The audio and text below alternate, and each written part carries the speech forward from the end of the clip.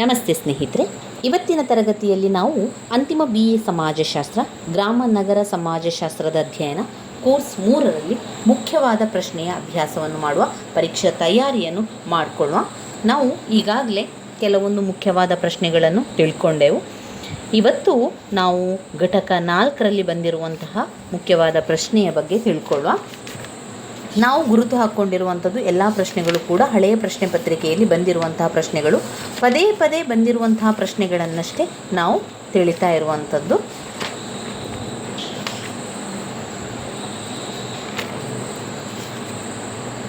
ಘಟಕ 4 ಗ್ರಾಮೀಣ ಸಮಾಜದ ಗುಣಲಕ್ಷಣಗಳು.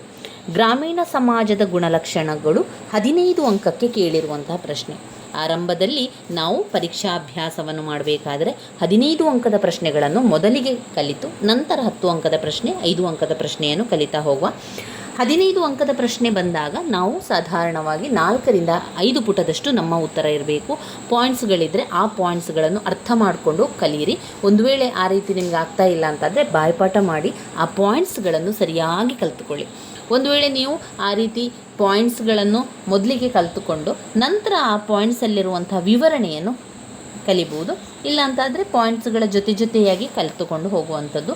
ನಾನು ಯಾವ ರೀತಿ ಕಲಿತಿರುವಂಥದ್ದು ಅಂತ ಹೇಳಿದರೆ, ಮೊದಲಿಗೆ ಪಾಯಿಂಟ್ಸನ್ನು ಬಾಯ್ಪಾಠ ಮಾಡ್ಕೊಳ್ತಾ ಇದ್ದೆ. ಆ ಪಾಯಿಂಟ್ಸ್ಗಳನ್ನು ಬಾಯ್ಪಾಠ ಮಾಡಿದ ನಂತರ ಆ ಪಾಯಿಂಟ್ಸ್ನೊಳಗೆ ಯಾವ ವಿಚಾರ ಇದೆ, ಯಾವ ವಿಚಾರದ ಬಗ್ಗೆ ತಿಳಿಸಿದ್ದಾರೆ ಎನ್ನುವಂಥದ್ದನ್ನು ಓದ್ತಾ ಇದ್ದೆ. ಆ ರೀತಿಯಾಗಿ ಓದೋದ್ರಿಂದ ಅದು ಬೇಗನೆ ನನಗೆ ನೆನಪಲ್ಲಿ ಉಳಿತಿತ್ತು. ಆದ್ದರಿಂದ ಆ ರೀತಿ ಮಾಡಿರುವಂಥದ್ದು. ನಿಮಗೆ ಯಾವ ರೀತಿ ಅನುಕೂಲ ಆಗ್ತದೆ ಅದೇ ರೀತಿಯಲ್ಲಿ ಓದ್ಕೊಳ್ಳಿ. ಗ್ರಾಮೀಣ ಸಮಾಜದ ಲಕ್ಷಣಗಳನ್ನು ತಿಳ್ಕೊಳ್ಳುವ ಮೊದಲು, ಗ್ರಾಮ ಮತ್ತು ನಗರ ಸಮುದಾಯಗಳು ಮಾನವನ ಅತೀ ಪ್ರಮುಖ ನಿವಾಸ ಸ್ಥಾನದ ಆಧಾರವಾಗಿರುವಂಥದ್ದು. ಇಲ್ಲಿ ಆದಿಮಾನವರು ನೆಲೆಯೂರಿ ನಿಂತ ಕಾಲದಲ್ಲಿ ಅಸ್ತಿತ್ವಕ್ಕೆ ಬಂದಂಥದ್ದು ಗ್ರಾಮ ಸಮುದಾಯ, ನಗರ ಸಮುದಾಯಗಳು. ಗ್ರಾಮಗಳು ದೀರ್ಘವಾದ ಇತಿಹಾಸವನ್ನು ಹೊಂದಿದೆ. ಗ್ರಾಮಗಳ ನಡುವೆ ಕಾಲ ಪ್ರದೇಶಕ್ಕೆ ಅನುಗುಣವಾಗಿ ಕೆಲವೊಂದು ವ್ಯತ್ಯಾಸಗಳನ್ನು ಕಂಡುಬರ್ತದೆ. ಸರ್ವಸಾಧಾರಣವಾಗಿ ಗ್ರಾಮಗಳು ಕೆಲವೊಂದು ನಿಖರ ಗುಣಲಕ್ಷಣಗಳನ್ನು ಕೂಡ ಹೊಂದಿದೆ. ಗ್ರಾಮೀಣ ಸಮಾಜದ ಗುಣಲಕ್ಷಣಗಳಲ್ಲಿ Robert Redfield, Goldenweiser, sir Sumner Henry Maine, Tonnies Durkheim, Sumner, Milton, M A. Srinivas, A R. Desai, S C. Dube ಮುಂತಾದ ಸಮಾಜಶಾಸ್ತ್ರಜ್ಞರು ಹಾಗೂ ಮಾನವಶಾಸ್ತ್ರಜ್ಞರು ಜನಪದ ಸಮಾಜಗಳು, ಪುಟ್ಟ ಸಮುದಾಯಗಳು, ಆದಿ ಸಮುದಾಯಗಳು ಎಂಬ ಬೇರೆ ಬೇರೆ ಹೆಸರುಗಳ ಅಡಿಯಲ್ಲಿ ಗ್ರಾಮೀಣ ಸಮುದಾಯಗಳ ಬಗ್ಗೆ ಹೇಳುತ್ತಾ ಇದ್ದರು. ಬೇರೆ ಬೇರೆ ಸಮುದಾಯದ ಬಗ್ಗೆ ಗ್ರಾಮೀಣ ಸಮಾಜದ ಗುಣಲಕ್ಷಣಗಳನ್ನು ಕೂಡ ಅವರು ವಿವರಿಸ್ತಾ ಹೋಗ್ತಾರೆ. ಗ್ರಾಮಗಳ ಗುಣಲಕ್ಷಣಗಳನ್ನು ಚರ್ಚಿಸುವ ಕೆಲಸಕ್ಕೆ ಕೈ ಹಾಕುವ ಮೊದಲು ಒಂದು ಅತೀ ಮುಖ್ಯವಾದ ಎಚ್ಚರಿಕೆಯನ್ನು ಗಮನದಲ್ಲಿ ಇಟ್ಟುಕೊಳ್ಳುವುದು ಅವಶ್ಯಕ ಎಂದಿದ್ದಾರೆ. ಏಕೆಂದರೆ ಅವುಗಳ ಆದರ್ಶ ಪ್ರರೂಪಗಳು, ಇಂತಹ ಆದರ್ಶ ಪ್ರರೂಪಗಳ ಗುಣಲಕ್ಷಣಗಳನ್ನು ಕೇವಲ ಊಹಿಸಬಹುದೇ ವಿನಃ ಅವು ನಿಜ ಜೀವನದಲ್ಲಿ ಕಾಣಲಾರೆವು. ಸರಳ ಭಾಷೆಯಲ್ಲಿ ಹೇಳುವುದಾದರೆ, ಇಲ್ಲಿ ಕಾಣಿಸಿದಂತಹ ಎಲ್ಲ ವೈಶಿಷ್ಟ್ಯಗಳು ತದ್ರೂಪವಾಗಿ ಕೊಂಕು ಕಳಂಕವಿಲ್ಲದೆ ಪಡೆದ ಗ್ರಾಮಗಳನ್ನು ನಾವು ಕಾಣುವುದು ಅಸಾಧ್ಯ.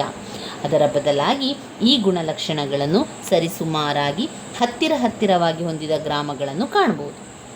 ಅದರಿಂದ ಇಲ್ಲಿ ನಮಗೆ ಅವರು ಯಾವುದನ್ನು ವಿವರಿಸ್ತಾ ಇದ್ದಾರೆ ಅಂದರೆ, ಗ್ರಾಮೀಣ ಸಮುದಾಯದ ಗುಣಲಕ್ಷಣಗಳು ಈ ರೀತಿ ಅಂತ ಹೇಳ್ತಾ ಇದ್ದಾರೆ ವಿನಃ ಗ್ರಾಮೀಣ ಸಮುದಾಯದ ಗುಣಲಕ್ಷಣಗಳು ಇದು 100% ಸತ್ಯವಾದ ಮಾತಲ್ಲ. ಕೆಲವೊಂದರಲ್ಲಿ ಕಳಂಕಗಳಿದೆ, ಕೆಲವೊಂದರಲ್ಲಿ ದೋಷಗಳಿದೆ, ಕೆಲವೊಂದು ಗ್ರಾಮಗಳಲ್ಲಿ ಇದರಿಂದ ವಿರುದ್ಧವಾಗಿ ಕೆಲವು ನಿಯಮಗಳೆಲ್ಲ ಇರುವಂಥದ್ದು, ಕೆಲವು ಸಂಪ್ರದಾಯಗಳೆಲ್ಲ ಇರುವಂಥದ್ದು ಕಾಣ್ಬೋದು. ಆದರೆ ಸರಿಸುಮಾರಾಗಿ ಹೆಚ್ಚಿನ ಇದಕ್ಕೆ ಸಂಬಂಧಪಟ್ಟಂತೆ ಹೆಚ್ಚಿನ ಗ್ರಾಮಗಳಲ್ಲಿ ಅಥವಾ ಕೆಲವು ಗ್ರಾಮಗಳಲ್ಲಾದರೂ ಈ ಲಕ್ಷಣಗಳು ಇರ್ಬೋದು ಎನ್ನುವಂಥದ್ದು ಅವರ ಸಮಾಜಶಾಸ್ತ್ರಜ್ಞರ ಅಭಿಪ್ರಾಯ.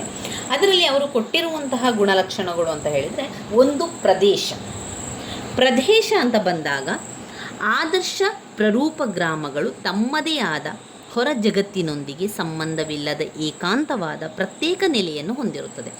ಈ ವಿಷಯವನ್ನು ಕುರಿತು ರಾಬರ್ಟ್ ರೆಡ್ಫೀಲ್ಡ್ ಅವರು ಹೇಳುವಂಥದ್ದು, ಏಕಾಂತ ಪ್ರತ್ಯೇಕತೆಯು ಕೇವಲ ಭೌಗೋಳಿಕ ಪ್ರದೇಶಕತೆಯಾಗಿರದೆ ಅದು ಮಾನಸಿಕ ಪ್ರತ್ಯೇಕತೆಯೂ ಹೌದು. ನಾಗರಿಕ ಸಂಸ್ಕೃತಿಯನ್ನು ಹೊಂದಿದ ಜನ ತಮ್ಮ ಸಮಕಾಲೀನರೊಂದಿಗೆ ಹಾಗೂ ಇನ್ನುಳಿದ ಕಾಲದ ಜನರೊಂದಿಗೆ ಪುಸ್ತಕಗಳ ಮೂಲಕ, ಪತ್ರಿಕೆಗಳ ಮೂಲಕ ಸಂಪರ್ಕ ಸಂವಹನವನ್ನು ಹೊಂದಿರುತ್ತಾರೆ. ಆದರೆ ಅನಕ್ಷರಸ್ಥರಾಗಿರುವ ಗ್ರಾಮವಾಸಿಗಳು ಈ ಸೌಲಭ್ಯದಿಂದ ವಂಚಿತರಾಗ್ತಾರೆ. ಈಗ ಒಂದು ಪ್ರದೇಶ ಇದೆ ಮಾತ್ರಕ್ಕೆ ಗ್ರಾಮ ಸಮುದಾಯದಲ್ಲಿ ಇಡೀ ಒಂದು ಪ್ರದೇಶವನ್ನು ನೋಡಿದಾಗ ಅದನ್ನು ಗ್ರಾಮ ಸಮುದಾಯ ಅಂತ ಹೇಳ್ಬೋದು. ಅದಕ್ಕೆ ತಕ್ಕಂತೆ ಅಲ್ಲಿನ ಜನರು ಅವರವರ ಜಾಗ ಅಂತ ಹೇಳಿ ಇರ್ತಾರೆ. ಅವರ ಜಾಗದಲ್ಲಿ ಅವರ ಒಂದು ಕೃಷಿ ಪದ್ಧತಿ ಇರ್ಬೋದು, ಅವರ ಒಂದು ಕಸುಬುಗಳನ್ನು ಮಾಡ್ತಾ ಇರುವಂಥದ್ದು. ಅನೇಕ ಕಡೆಗಳಲ್ಲಿ ಏನಾಗ್ತದೆ ಅಂತ ಹೇಳಿದರೆ, ತುಂಬ ಜನರಿಗೆ ಯಾವುದೇ ರೀತಿಯ ಮನೆಗಳಿಲ್ಲದಂಥ ಸಂದರ್ಭದಲ್ಲಿ ಅಥವಾ ಅವರಿಗೆ ಜಾಗಗಳಿಲ್ಲದಂತಹ ಸಂದರ್ಭದಲ್ಲಿ ಅವರು ಏನು ಮಾಡ್ತಾರೆ, ಬೇರೆಯವರ ಜಾಗದಲ್ಲಿ ಅವರು ಇದ್ದುಕೊಂಡು ಜೀವನವನ್ನು ಮಾಡ್ತಾ ಇರ್ತಾರೆ. ಇದೆಲ್ಲ ನಾವು ನೋಡಿದರೆ ಗ್ರಾಮ ಸಮುದಾಯದಲ್ಲಿರುವಂತಹ ಪ್ರದೇಶ ಅಂತ ಬಂದಾಗ ಕೆಲವೊಂದು ಅವರದ್ದೇ ಆಗಿರ್ಬೋದು, ಇನ್ನು ಕೆಲವೊಂದು ಬೇರೆಯವರ ಮುಖಾಂತರ ಅವರು ಪಡೆದಿರ್ಬೋದು. ತಮ್ಮ ಸ್ವಂತ ಪ್ರದೇಶ ಇರ್ಬೋದು ಅಥವಾ ಬೇರೆಯವರ ಪ್ರದೇಶ ಇರುವಂಥದ್ದು. ಈ ಎಲ್ಲ ನಡುವೆ ಒಂದು ಗ್ರಾಮ ಸಮುದಾಯ ಅಂತ ಬಂದಾಗ ಅದರ ಪ್ರದೇಶ ಅಂತ ನಾವು ತಗೊಳ್ಳುವಂಥದ್ದು. ಒಂದು ಪ್ರದೇಶದಲ್ಲಿ ವಾಸಿಸುವಂತಹ ಜನರ ಸಮೂಹ ಅಥವಾ ಗ್ರಾಮ ಪ್ರದೇಶದಲ್ಲಿ ವಾಸಿಸುವಂತಹ ಜನರ ಸಮೂಹವೇ ಗ್ರಾಮ ಸಮುದಾಯ ಅಂತ ಕರೆಯುವಂಥದ್ದು. ಎರಡನೇದಾಗಿ ನೋಡಿದರೆ ಗಾತ್ರ. ಈ ಗಾತ್ರ ಅಂತ ಬಂದಾಗ ಗ್ರಾಮ ಸಮುದಾಯಗಳಲ್ಲಿ ಚಿಕ್ಕದಾಗಿರ್ತದೆ. ಒಂದು ಕಡೆ ಒಂದು ಹಳ್ಳಿ ಅಂತಂದಾಗ ಆ ಒಂದು ಹಳ್ಳಿ ಪುಟ್ಟದಾದ ಹಳ್ಳಿ, ಒಂದು ಸಾಧಾರಣ 100 ಮನೆಗಳು ಇರುವಂತಹ ಒಂದು ಹಳ್ಳಿ ಅಂತ ಹೇಳ್ಕೊಳ್ಬೋದು. ಇದಕ್ಕೆ ನಾವು ಗ್ರಾಮ ಅಂತ ಕರಿತೇವೆ. ಅಥವಾ ಒಂದು 50 ಮನೆಗಳಿರುವಂಥದ್ದು, 20 ಮನೆಗಳಿರುವಂಥದ್ದು, ಈ ರೀತಿ ಪುಟ್ಟ ಸಮುದಾಯಗಳು ಎಂದು ಹೆಸರು ಇರುವಂಥದ್ದೇ ಈ ಸಮುದಾಯಗಳು ಚಿಕ್ಕ ಗಾತ್ರವನ್ನು ಹೊಂದಿರುವಂಥದ್ದು. ಪುಟ್ಟ ಸಮೂಹ ಅಂತ ಹೇಳಿದ ತಕ್ಷಣ ಅದು ಚಿಕ್ಕದು, ಇಂತಿಷ್ಟೇ ಜನಸಂಖ್ಯೆಯನ್ನು ಹೊಂದಿರಬೇಕೆಂದು ಹೇಳಲಾಗದು. ಆದರೆ ರೆಡ್ಫೀಲ್ಡ್ ಅವರು ತಮ್ಮದೇ ಆದ ರೀತಿಯಲ್ಲಿ ಅದಕ್ಕೆ ಹೇಳುವಂತೆ ಒಂದು ಪುಟ್ಟ ಸಮುದಾಯದಲ್ಲಿ ಪರಸ್ಪರ ನಿಕಟ ಸಂಬಂಧ ಹೊಂದಬಲ್ಲವರಿಗಿಂತ ಹೆಚ್ಚಿನ ಜನರಿರುವುದಿಲ್ಲ ಅಂತ ಹೇಳುವಂಥದ್ದು. ಅಂದರೆ ಪರಸ್ಪರ ಅವಲಂಬನೆಯಲ್ಲೇ ಇರ್ತಾರೆ. ಈಗ ಗ್ರಾಮೀಣ ಸಮುದಾಯದಲ್ಲಿ ಜನರು ಪರಸ್ಪರ ಅವಲಂಬಿತರಾಗಿರುವುದೇ ಅವರ ಒಂದು ಜೀವನ ಆಗಿರ್ತದೆ. ಒಬ್ಬರಿಗೊಬ್ಬರು ಸಹಾಯ ಮಾಡುವಂಥದ್ದು, ಒಬ್ಬರೊಬ್ಬರ ಜೊತೆಗೂಡುವಂಥದ್ದು, ಕೃಷಿ ಕೆಲಸಗಳನ್ನು ಮಾಡುವುದು, ಅವರವರ ಕಸುಬುಗಳನ್ನು ಮಾಡುವಂಥದ್ರಲ್ಲಿ ಅವರು ಅವಲಂಬಿತರಾಗಿರ್ತಾರೆ ಎನ್ನುವಂಥದ್ದು ಅದು ಗಾತ್ರದ ಮೂಲಕ ನಮಗೆ ಕಾಣ್ಬೋದು. ಜನಸಂಖ್ಯಾ ಸಂರಚನೆ ಈ ರೀತಿಯ ಒಂದು ಪ್ರದೇಶದಲ್ಲಿರುವ ಸಣ್ಣದಾದ ಗಾತ್ರವನ್ನು ಹೊಂದಿರುವಂಥ ಸಮುದಾಯದಲ್ಲಿ ಹೆಚ್ಚು ಜನಸಂಖ್ಯೆ ಇರೋದಿಲ್ಲ. ಕೆಲವೊಂದು ತಕ್ಕ ಮಟ್ಟಿಗೆ ಏಕರೂಪತೆಯು ಗ್ರಾಮ ಸಮುದಾಯಗಳ ಇನ್ನೊಂದು ಮುಖ್ಯ ಲಕ್ಷಣ. ರೆಡ್ಫೀಲ್ಡ್ ಅವರ ಪ್ರಕಾರ ತಲೆತಲಾಂತರಗಳಿಂದ ಪರರ ಸಂಪರ್ಕವಿಲ್ಲದೆ ಗಾಢ ಸಂಬಂಧಿಗಳಾಗಿ ಬೆಳೆದ ಗ್ರಾಮಸ್ಥರು ಒಂದೇ ಜೈವಿಕ ವರ್ಗವಾಗಿ ಪರಿಣಮಿಸ್ತಾರೆ. ಗ್ರಾಮವಾಸಿಗಳ ಈ ಒಂದು ಭೌತಿಕ ಏಕರೂಪತೆಯನ್ನು ನಾವು ಸಮಾಜಶಾಸ್ತ್ರಜ್ಞರು, ಮಾನವಶಾಸ್ತ್ರಜ್ಞರು ತಮ್ಮ ಸಂಶೋಧನೆಗಳಲ್ಲಿ ದೃಢಪಡಿಸಿದ್ದಾರೆ. ಅವರೇನು ಹೇಳ್ತಾ ಇದ್ದಾರೆ ಅಂತ ಹೇಳಿದರೆ, ಒಂದು ಗ್ರಾಮ ಸಮುದಾಯ, ಹೆಚ್ಚಿನ ಗ್ರಾಮ ಸಮುದಾಯ ಒಂದೇ ರೀತಿಯ ಜನಸಂಖ್ಯೆಯನ್ನು ಹೊಂದಿರುವಂಥದ್ದು ಅಥವಾ ಸಾಧಾರಣವಾಗಿ ಒಂದೇ ವ್ಯತ್ಯಾಸವನ್ನು ಇಲ್ಲದೆ ಸಾಧಾರಣವಾಗಿ ಒಂದೇ ರೀತಿಯ ಜನಸಂಖ್ಯೆ, ಒಂದೇ ರೀತಿಯ ಮನೆ, ಹಾಗೆ ಪ್ರದೇಶ, ಗಾತ್ರ ಎಲ್ಲ ಹೊಂದಿದೆ ಅಂತ ಅವರು ಒಂದು ವಿವರಿಸ್ತಾ ಇರುವಂಥದ್ದು. ಈ ಒಂದು ಜನಸಂಖ್ಯೆಯ ಸಂರಚನೆ ಎಲ್ಲ ಸಮುದಾಯಗಳಲ್ಲೂ ಒಂದೇ ರೀತಿಯಾಗಿ, ಎಲ್ಲ ಗ್ರಾಮ ಸಮುದಾಯಗಳಲ್ಲಿ ಒಂದೇ ರೀತಿಯಾಗಿ ಕಾಣ್ತದೆ ಎನ್ನುವಂಥದ್ದು ಅವರ ಒಂದು ವಿಚಾರ. ಇನ್ನು 3ನೇ ಪಾಯಿಂಟ್ನಲ್ಲಿ ಜನಸಂಖ್ಯಾ ಸಂರಚನೆ ಆಯಿತು. 4ನೇದಲ್ಲಿ ಆಧಾರ. ಒಂದು ಆದರ್ಶ ಪ್ರರೂಪದ ಗ್ರಾಮದ ಆಧಾರ ಕಳ್ಳು ಬೆಳ್ಳಿಯೇ ವಿನಃ ಪ್ರಾದೇಶಿಕ ನೆಲಕಟ್ಟಲ್ಲ. ನಿಜವಾಗಿ ಹೇಳಬೇಕೆಂದರೆ ಪುಟ್ಟ ಸಮುದಾಯಗಳು ಕುಟುಂಬಗಳ ಸಂರಚನೆಗಳು, ಅವು ವ್ಯಕ್ತಿಗಳ ಸಂರಚನೆಗಳಲ್ಲ. ಹೀಗಾಗಿ ಗ್ರಾಮಗಳನ್ನು ಕುಟುಂಬ ಸಮುದಾಯಗಳೆಂದು ಕರೆಯಲಾಗುತ್ತದೆ. ಈಗ ಒಂದು ಸಮುದಾಯವನ್ನು ಕುಟುಂಬ ಸಮುದಾಯ ಅಂತ ಯಾಕೆ ಕರೀತಾರೆ ಅಂತ ಹೇಳಿದರೆ, ಒಂದು ಕುಟುಂಬ ಅಂತ ಬಂದಾಗ ಅದು ಪ್ರದೇಶಕ್ಕಿಂತಲೂ, ಒಂದು ಪ್ರದೇಶ, ಒಂದು ಗಾತ್ರ, ಒಂದು ಜನಸಂಖ್ಯಾ ಸಂರಚನೆಗಿಂತಲೂ ಯಾವುದನ್ನು ಅವಲಂಬಿಸಿದೆ ಅಂದರೆ ಒಂದು ಆಧಾರವನ್ನು ಅವಲಂಬಿಸಿದೆ. ಅವರವರ ಕುಟುಂಬದಲ್ಲಿ ಯಾರು ಆಧಾರವಾಗಿದ್ದಾರೆ ಅವರು ಅವಲಂಬಿತರಾಗಿದ್ದಾರೆ. ಆ ಕುಟುಂಬಕ್ಕೆ ಸಂಬಂಧಪಟ್ಟಂತೆ ಯಾರು ಅವರನ್ನು ನೋಡ್ಕೊಳ್ತಾ ಇದ್ದಾರೆ, ಯಾರು ಅವರ ಜೊತೆಗೆ ಅವಲಂಬಿತರಾಗಿದ್ದಾರೆ, ಯಾರು ಅವರಿಗೆ ಆಗಿದ್ದಾರೆ ಎಂದು ನೋಡಿಕೊಳ್ತಾ ಅವರು ಅವರ ಜೊತೆಗೆ ಜೀವನವನ್ನು ಮಾಡ್ತಾ ಇರ್ತಾರೆ. ಹೀಗಾಗಿ ಗ್ರಾಮಗಳನ್ನು ಕುಟುಂಬ ಸಮುದಾಯ ಅಂತಲೂ ಕೂಡ ನಾವು ಕರಿತೇವೆ. ಒಟ್ಟಾರೆಯಾಗಿ ಹೇಳುವುದಾದರೆ ಸಮಾಜವು ಕರಳು ಬಳ್ಳಿಯೇ ಅದಕ್ಕೆ ತುಂಬಾ ಆಧಾರವಾಗಿ ಕಾಣ್ತದೆ ಹೊರತು ಹೊರಗಿನ ಪ್ರಪಂಚ ಅಲ್ಲ. ರಕ್ತ ಸಂಬಂಧಿಗಳು ಪರರೂ ಕೂಡ ಕೆಲವೊಂದು ಸಂಸ್ಕಾರ, ಧಾರ್ಮಿಕ ವಿಧಿವಿಧಾನಗಳ ಮೂಲಕ ರಕ್ತ ಸಂಬಂಧಿಯ ಸ್ಥಾನವನ್ನು ಪಡೆಯುವುದುಂಟು. ಇನ್ನು ಕೆಲವೊಮ್ಮೆ ಏನಾಗ್ತದೆ ಅಂತ ಹೇಳಿದರೆ, ರಕ್ತ ಸಂಬಂಧಿಗಳಿಗಿಂತ ಹೆಚ್ಚು ನಮ್ಮ ಸ್ನೇಹಿತರು ನಮಗೆ ಸಹಾಯವನ್ನು ಮಾಡುವಂಥದ್ದು, ಅಥವಾ ಅವರು ನಮ್ಮ ರಕ್ತ ಸಂಬಂಧಿಗಳಿಂತಲೂ ಹೆಚ್ಚು ಅಂತ ಹೇಳುವಂಥದ್ದು ಕೂಡ ಉದಾಹರಣೆಗಳು ಉಂಟು. ಇನ್ನು 5ನೇ ಪಾಯಿಂಟ್ನಲ್ಲಿ ವೃತ್ತಿ. ವ್ಯವಸಾಯ ಮತ್ತು ಪಶುಸಂಗೋಪನೆಗಳು ಬಹುಮಟ್ಟಿಗೆ ಪುಟ್ಟ ಸಮುದಾಯ ಗ್ರಾಮದ ನಿವಾಸಿಗಳಲ್ಲಿ ವೃತ್ತಿ. ಈಗ ವೃತ್ತಿ ಅಂತ ಬಂದಾಗ ಗ್ರಾಮ ಸಮುದಾಯದಲ್ಲಿ ನೀವು ಶೇಕಡಾವಾರು ನಾವು ನೋಡಿದರೆ ಗ್ರಾಮ ಸಮುದಾಯದಂತ ಬಂದಾಗ ಅಲ್ಲಿ ಕೃಷಿಯನ್ನೇ ಎಲ್ಲರೂ ಅವಲಂಬಿಸಿರ್ತಾರೆ. ಕೃಷಿಯನ್ನೇ ಮಾಡುವುದರ ಮೂಲಕ ತಮ್ಮ ಜೀವನವನ್ನು ಸಾಗಿಸ್ತಾ ಇರ್ತಾರೆ. ಆದಾಯವನ್ನು ಕೂಡ ಕೃಷಿಯಲ್ಲಿ ಪಡೆದುಕೊಳ್ಳುವಂಥದ್ದು.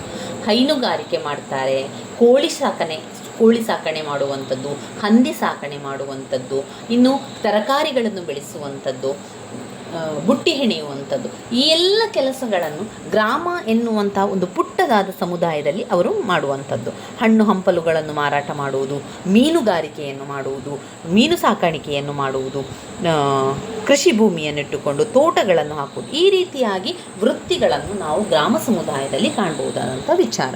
ಇನ್ನು 5ನೇ ಪಾಯಿಂಟ್ಗೆ ಬಂದಾಗ ಸ್ವಾವಲಂಬನೆ. ಗ್ರಾಮದ ಜನರು ಸ್ವಾವಲಂಬನೆಯಾಗಿ ಬದುಕ್ತಾರೆ. ಗ್ರಾಮವಾಸಿಗಳಿಗೆ ಹುಟ್ಟಿನಿಂದ ಸಾಯುವವರೆಗೆ ಬೇಕಾಗುವ ಎಲ್ಲ ಅಗತ್ಯಗಳನ್ನು ಪೂರೈಸುವುದು ಅದು ಸಮುದಾಯ. ತಮ್ಮ ಜೀವನಕ್ಕಾಗಿ, ತಮ್ಮ ಬಾಳ್ವೆಗಾಗಿ ಬೇರೆಯವರನ್ನು ಅವರು ಅವಲಂಬಿಸಿರುವುದಿಲ್ಲ. ತಮಗಾಗಿಯೇ ಜೀವನವನ್ನು ಮಾಡ್ತಾರೆ. ತಮ್ಮ ಬೇಕು ಬೇಡಗಳನ್ನು ತಮ್ಮ ಉತ್ಪಾದನೆಯಲ್ಲಿ ಉತ್ಪಾದಿಸಿಕೊಳ್ತಾರೆ. ಈಗ ನಮ್ಮ ಆಹಾರಕ್ಕಾಗಿ ತರಕಾರಿಗಳನ್ನು ಬೆಳೆಸುವಂಥದ್ದಿರ್ಬೋದು, ತೋಟಗಾರಿಕೆ ಮಾಡುವಂಥದ್ದಿರ್ಬೋದು, ಮೀನು ಸಾಕಾಣಿಕೆ ಮಾಡುವಂಥದ್ದು, ಅದರ ಅನಿವಾರ್ಯವಾದಾಗಿ ಈ ಅವಲಂಬನೆಯು ತಗ್ಗಿಸಲಾಗದ ತಳದಲ್ಲಿ ಇರುವಂತೆ ನೋಡಿಕೊಳ್ತದೆ. ಗ್ರಾಮಗಳಿಗೆ ತಿನ್ನುವುದನ್ನು ಅವರ ಒಂದು ಧ್ಯೇಯವಾಕ್ಯ ಏನು ಅಂತಂದರೆ ಬೆಳೆಯುವುದನ್ನೇ ತಿನ್ನುವುದನ್ನೇ ಬೆಳೆಯುವ ಒಂದು ಸಮುದಾಯ. ಗ್ರಾಮಗಳಿಗೆ ಏನು ಹೇಳ್ತಾರೆ? ತಿನ್ನುವುದನ್ನು ಬೆಳೆಯುವುದನ್ನು ತಿನ್ನುವ ಸಮುದಾಯ ಅಂತ ಕರೆಯುವಂಥದ್ದು. ಇಲ್ಲಿ 7ನೇ ಪಾಯಿಂಟ್ನಲ್ಲಿ ನೋಡಿದರೆ ಸಾಮಾಜಿಕ ನಿಯಂತ್ರಣ. ಒಂದು ಸಾಮಾಜಿಕ ನಿಯಂತ್ರಣ ಅಂತ ಬಂದಾಗ ನಮ್ಮ ಸಮುದಾಯದಲ್ಲಿ ವೃದ್ಧರಾಡಳಿತವು ಗ್ರಾಮಗಳ ಸಾಮಾಜಿಕ ನಿಯಂತ್ರಣ ವ್ಯವಸ್ಥೆಯ ಒಂದು ಪ್ರಮುಖ ಗುಣಲಕ್ಷಣ.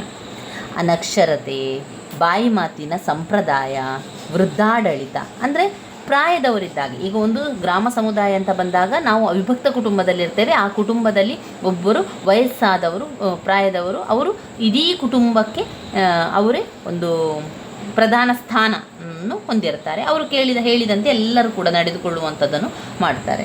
ಈ ರೀತಿ 3 ಸದಾ ಸಂಗತಿಗಳಾಗಿರುವಂಥದ್ದು ಅನಕ್ಷರಸ್ಥರಿಂದ ತುಂಬಿದ ಸಮಾಜದಲ್ಲಿ ಬಾಯಿ ಮಾತು, ಆಡು, ಸಂಪ್ರದಾಯಗಳು ಮುಖ್ಯ ಪಾತ್ರವನ್ನು ವಹಿಸ್ತದೆ. ರೀತಿ, ನೀತಿ, ಪದ್ಧತಿ, ಪರಂಪರೆ, ಸಂಪ್ರದಾಯಗಳು ಕೇವಲ ಜನರ ನೆನಪಿನಲ್ಲಿರುವ ವಿಷಯಗಳೇ ವಿನಃ ಪುಸ್ತಕ ಗ್ರಂಥಗಳಲ್ಲಿ ದಾಖಲಿಸಿದ ವಿಷಯಗಳಲ್ಲ. ವಯೋವೃದ್ಧರ ಜ್ಞಾಪಕ ಶಕ್ತಿಯೇ ಅವುಗಳ ಉಗ್ರಾಣ. ಹೀಗಾಗಿ ಇಂತಹ ಸಮಾಜಗಳಲ್ಲಿ ವಯೋವೃದ್ಧರು ನಿರೂಪಣೆ, ಅರ್ಥೈಸುವಿಕೆ, ಪದ್ಧತಿಯನ್ನು ಮಾಡುವುದು, ಸಂಪ್ರದಾಯಗಳನ್ನು ಮಾಡುವುದು, ಆ ಸಂಪ್ರದಾಯಗಳನ್ನು ಪಾಲಿಸುವಂತೆ ಮಾಡುವುದು, ಆಚರಣೆಗಳನ್ನು ಮಾಡುವಂಥದ್ದು, ಇದೆಲ್ಲ ಕೂಡ ಮಕ್ಕಳಿಗೆ ಅದು ಹಿರಿಯರಿಂದ ಎಲ್ಲ ವಿಚಾರಗಳು ತಿಳಿತಾ ಹೋಗ್ತದೆ. ಯಾಕಂದರೆ ಗ್ರಾಮ ಸಮುದಾಯಗಳಲ್ಲಿ ಹಿರಿಯರ ಮುಖಾಂತರ ಇದೆಲ್ಲ ಕಾರ್ಯಗಳು ನಡೀತಾ ಇರುವುದರಿಂದ ಮಕ್ಕಳು ಕೂಡ ಅದನ್ನು ಸಂಪೂರ್ಣವಾಗಿ ಅದನ್ನು ಕೂಡ ಅಭ್ಯಾಸವನ್ನು ಮಾಡ್ತಾ ಹೋಗ್ತಾರೆ. ಅನಕ್ಷರಸ್ಥರಿಂದಲೇ ತುಂಬಿದ ಪುರಾತನ ಭಾರತೀಯ ಗ್ರಾಮದಲ್ಲಿ, ಒಂದು ಗ್ರಾಮ ಅಂತ ಬಂದಾಗ ಮೊದಲೆಲ್ಲ ಯಾವ ರೀತಿ ಇತ್ತು ಅಂತ ಹೇಳಿದರೆ, ಗ್ರಾಮದ ಜನರು ಅನಕ್ಷರಸ್ಥರು.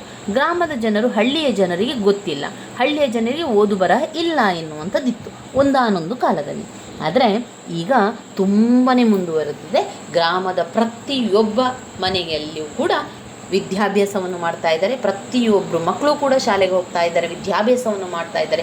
ಯಾರು ಕೂಡ ಅನಕ್ಷರಸ್ಥರಿಲ್ಲ, ಅಕ್ಷರವನ್ನು ಕಲಿತಾ ಇದ್ದಾರೆ ಎನ್ನುವಂಥದ್ದನ್ನು ಕಾಣ್ಬೋದು.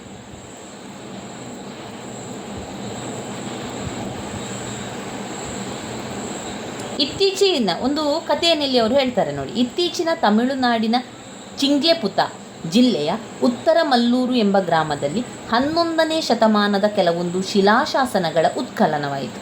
ಅವುಗಳಲ್ಲಿ ಒಂದು ಶಿಲಾಶಾಸನವು ತಮಿಳುನಾಡಿನಲ್ಲಿ ಊರವರು ಎಂದು ಕರೆಯಲ್ಪಡುತ್ತಿದ್ದ ಗ್ರಾಮ ಪಂಚಾಯಿತಿಗಳಿಗೆ ಸಂಬಂಧಿಸಿದೆ.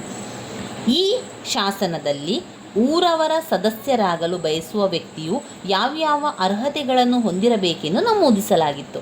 ನೋಡಿ, ಅದೊಂದು ವಿಶೇಷತೆ ನೋಡಿ. ಎಷ್ಟೋ ವರ್ಷಗಳ ಹಿಂದಿನ ಒಂದು ಶಾಸನ. ಊರಿನ ಸದಸ್ಯರಾಗಬೇಕು, ಒಂದು ಊರಿಗೆ ಬರಬೇಕು, ಒಂದು ಗ್ರಾಮ ಸಮುದಾಯದಲ್ಲಿ ಅವರು ಒಂದು ಸದಸ್ಯರಾಗಬೇಕು ಅಂತ ಹೇಳಿದರೆ ಕೆಲವೊಂದು ಅರ್ಹತೆಗಳನ್ನು ಪಡ್ಕೊಳ್ಬೇಕು. ಆ ಅರ್ಹತೆ ಇದ್ದರೆ ಮಾತ್ರ ಊರಿನ ಸದಸ್ಯರಾಗಲಿಕ್ಕೆ ಅವರು ಅರ್ಹರಾಗಿದ್ದರು. ಪ್ರಪ್ರಥಮ ಅರ್ಹತೆ ಅಂತ ಹೇಳಿದರೆ 40 ವರ್ಷಗಳ ವಯಸ್ಸು ದಾಟಿದವನಾಗಿರಬೇಕು. ಯಾಕೆ? ಆ ಶಾಸನದಲ್ಲಿ ಕಾರಣವನ್ನು ಕೊಡಲಾಗಿದೆ. ಏಕೆಂದರೆ ಯೌವನ ಹಾಗೂ ದುರುಳತನ ಸಹವರ್ತಿಗಳು ಎಂಬುದೇ.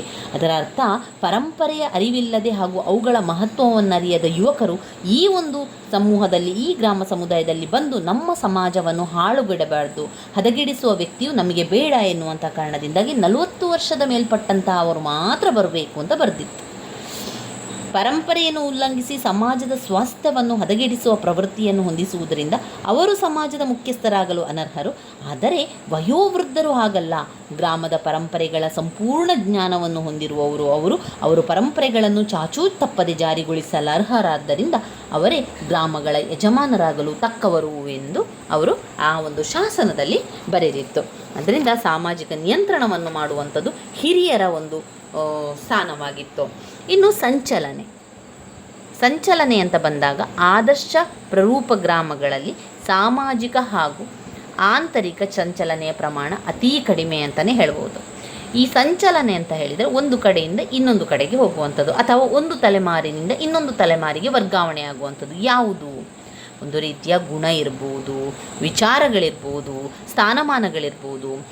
ಇದು ತಲೆಮಾರಿನಿಂದ ಇನ್ನೊಂದು ತಲೆಮಾರಿಗೆ ವರ್ಗಾವಣೆಯಾಗುತ್ತದೆ. ಹೀಗಾಗಿ ಇಂತಹ ಸಮಾಜಗಳಲ್ಲಿ ಸ್ಥಾನಮಾನಗಳ ಪಲ್ಲಟನೆ ಅಥವಾ ಬದಲಾವಣೆಯಾಗುವುದು ಕ್ವಚಿತ, ಸತ್ಯ, ಅಪರೂಪ ಅಂತಲೇ ಹೇಳ್ತಾರೆ. ಅದೇ ರೀತಿ ಹೊರ ಪ್ರಪಂಚದೊಂದಿಗೆ ಯಾವುದೇ ತರಹ ಸಂಪರ್ಕ ಹೊಂದದ ಸ್ವಾವಲಂಬಿಗಳಾದ ಈ ಗ್ರಾಮದ ನಿವಾಸಿಗಳು ಇನ್ನೊಂದು ಗ್ರಾಮಕ್ಕೆ ಅಥವಾ ನಗರಕ್ಕೆ ಹೋಗಿ ಬರುವ ಪ್ರಸಂಗಗಳು ಅತೀ ವಿರಳ. ಭಾರತದ ಈ ಗ್ರಾಮವಾಸಿಗಳ ಈ ಆಂತರಿಕ ಚಲನ ಹೀನತೆಯ ಬಗ್ಗೆ ವಿವರಿಸುತ್ತಾ ಕಿಂಗ್ಸ್ಲೆ ಡೇವಿಸ್ ಅವರು the population of India and Pakistan ಎಂಬ ತಮ್ಮ ಹೆಸರಾಂತ ಗ್ರಂಥದಲ್ಲಿ ಅವರು ವಿವರಿಸಿದ್ದಾರೆ. ಭಾರತೀಯ ಗ್ರಾಮಸ್ಥರು ತಮ್ಮ ಗ್ರಾಮ ಹಾಗೂ ತಮ್ಮ ಜಮೀನುಗಳ ಬಗ್ಗೆ ಅತೀವ ವಾತ್ಸಲ್ಯವನ್ನು ಹೊಂದಿದವರು. ಅವರು ಎರಡು ಸಂದರ್ಭಗಳಲ್ಲಿ ತಮ್ಮ ಗ್ರಾಮ ಜಮೀನುಗಳನ್ನು ತ್ಯಜಿಸಿ ಬೇರೆ ಕಡೆಗೆ ಹೋಗುವ ಸಾಧ್ಯತೆ ಇದೆ. ಆ ಎರಡೂ ಸಂದರ್ಭಗಳು ಅಂತ ಹೇಳಿದರೆ, ಒಂದು ಕಡು ಹಸಿವು, ಆಮೇಲೆ ಮರಣ. ಅರ್ಥ ಅಂತ ಹೇಳಿದರೆ, ಇನ್ನೇನು ಕಡು ಹಸಿವಿನಿಂದ ಸಾಯುವುದೊಂದೇ ಮಾರ್ಗ ಎಂಬ ಪರಿಸ್ಥಿತಿ ಬಂದು ಒದಗಿದಾಗ ಅವರು ತಮ್ಮ ಗ್ರಾಮ ಜಮೀನುಗಳನ್ನು ಬಿಟ್ಟು ಕದಲಲು ಎಂದೂ ಬಯಸುವವರಲ್ಲ ಅಂತ ಇಲ್ಲಿ ಹೇಳುವಂಥದ್ದು. 9ನೇ ಪಾಯಿಂಟ್, ಹಾಗೆ ಕೊನೆಯ ಪಾಯಿಂಟ್, ಸಾಮಾಜಿಕ ಬದಲಾವಣೆ. ಸಾಮಾಜಿಕ ಬದಲಾವಣೆ ಅಂತ ಬಂದಾಗ ಯಾವ ರೀತಿಯ ಬದಲಾವಣೆ? ಆರ್ಥಿಕ, ಸಾಮಾಜಿಕ, ರಾಜಕೀಯ, ಸಾಂಸ್ಕೃತಿಕ ಎಲ್ಲ ರೀತಿಯ ಬದಲಾವಣೆಗಳಿಗೆ ಆಸ್ಪದವಿಲ್ಲ. ಇಲ್ಲಿ ಗ್ರಾಮಗಳಲ್ಲಿ ಸಾಮಾಜಿಕ ಬದಲಾವಣೆಗೆ ಆಸ್ಪದವಿಲ್ಲ. ಯಾಕೆ? ಸಾಮಾಜಿಕ ಬದಲಾವಣೆ ಅಂತ ಹೇಳಿದರೆ ಒಂದು ಸಂಸ್ಕೃತಿಯಲ್ಲಿ ಬದಲಾವಣೆ, ರಾಜಕೀಯದಲ್ಲಿ ಬದಲಾವಣೆ, ಆರ್ಥಿಕ ಬದಲಾವಣೆ, ಈ ಎಲ್ಲ ಬದಲಾವಣೆಗಳು ಗ್ರಾಮ ಪ್ರದೇಶಗಳಲ್ಲಿ ಇಲ್ಲ.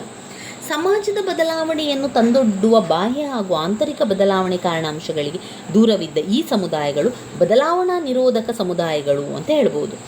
ಈ ವಿಷಯವನ್ನು ಕುರಿತು ರೆಡ್ಫೀಲ್ಡ್ ಅವರು ಮಂಡಿಸಿದ ವಿಚಾರಗಳು ತುಂಬ ಗಮನಾರ್ಹವಾಗಿದೆ. ಇಂತಹ ಪುಟ್ಟ ಸಮುದಾಯಗಳಲ್ಲಿ ವಾಸಿಸುವ ಜನರ ಜೈವಿಕ ರಚನೆಯು ಬಾಲ್ಯಾವ್ಯವಸ್ಥೆಯಲ್ಲಿಯೇ ಅಲ್ಲಿ ಪ್ರಚಲಿತದಲ್ಲಿರುವ ರೂಢಿ ಪದ್ಧತಿಗಳಿಗೆ ಮಾನಸಿಕವಾಗಿ ಹಾಗೂ ದೈಹಿಕವಾಗಿ ಸಂಪೂರ್ಣ ತಾಳಮೇಳವಾದ್ದರಿಂದ ಬದಲಾವಣೆಯನ್ನು ಕುರಿತು ವಿಚಾರಿಸುವುದು ಅವರಿಗೆ ಮಾನಸಿಕ ದೈಹಿಕ ವೇದನೆಯನ್ನುಂಟು ಮಾಡುತ್ತದೆ. ಇವಿಷ್ಟು ವಿಚಾರಗಳು ಗ್ರಾಮೀಣ ಸಮಾಜದ ಗುಣಲಕ್ಷಣಗಳಾಗಿದೆ. ಮತ್ತೊಮ್ಮೆ ಪಾಯಿಂಟ್ಸ್ಗಳನ್ನು ಹೇಳ್ತಾ ಹೋಗುವ. ಪ್ರದೇಶ,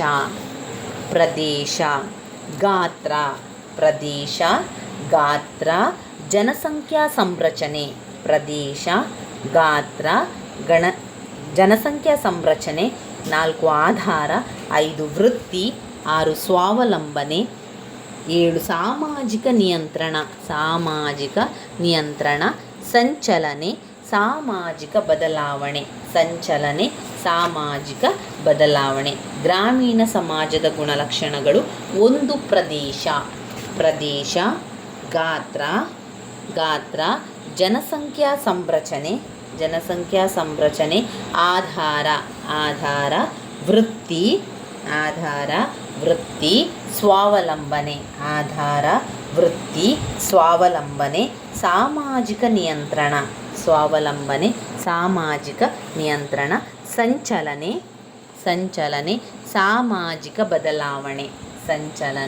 ಸಾಮಾಜಿಕ ಬದಲಾವಣೆ. ಈ ಎಲ್ಲ ಪಾಯಿಂಟ್ಸ್ಗಳು ಅಂದರೆ ಒಟ್ಟು 9 ಪಾಯಿಂಟ್ಸ್ಗಳಿದೆ ಗ್ರಾಮೀಣ ಸಮಾಜದ ಗುಣಲಕ್ಷಣಗಳನ್ನು ಬರೀಲಿಕ್ಕೆ. ತುಂಬಾ ಮುಖ್ಯವಾಗಿರುವಂತಹ ಪ್ರಶ್ನೆ ಸ್ನೇಹಿತರೆ.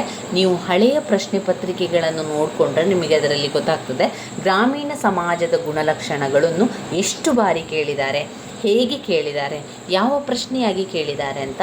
15 ಅಂಕಕ್ಕೆ ಹಲವು ಬಾರಿ ಕೇಳಿದ್ದಾರೆ, 10 ಅಂಕಕ್ಕೆ ಕೆಲವೊಂದು ಪ್ರಶ್ನೆ ಪತ್ರಿಕೆಗಳಲ್ಲಿ ನಾನು ನೋಡಿರುವಂಥದ್ದು 10 ಅಂಕಕ್ಕೂ ಕೂಡ ಗ್ರಾಮೀಣ ಸಮಾಜದ ಗುಣಲಕ್ಷಣಗಳನ್ನು ಕೇಳಿದ್ದಾರೆ. ಒಂದು ಪ್ರಶ್ನೆ ಪತ್ರಿಕೆಯಲ್ಲಿ ಅದನ್ನು 5 ಅಂಕಕ್ಕೂ ಕೂಡ ಕೇಳಿದ್ದಾರೆ. ಆದ್ದರಿಂದ ಗ್ರಾಮೀಣ ಸಮಾಜದ ಗುಣಲಕ್ಷಣಗಳು ವೆರಿ ಇಂಪಾರ್ಟೆಂಟ್ ಆಗಿರುವಂಥ ಪ್ರಶ್ನೆ. ಸ್ಕಿಪ್ ಮಾಡಬೇಡಿ, ಅದನ್ನು ಓದ್ಕೊಳ್ಳಿ. ನನ್ನ ವೀಡಿಯೋಸ್ ಎಲ್ಲ ನಿಮಗೆ ಇಷ್ಟ ಆಗಿದರೆ ಲೈಕ್ ಕೊಡಿ, ಶೇರ್ ಮಾಡಿ, ಸಬ್ಸ್ಕ್ರೈಬ್ ಮಾಡಲಿಕ್ಕೆ ಮರಿಬೇಡಿ. ಧನ್ಯವಾದಗಳು.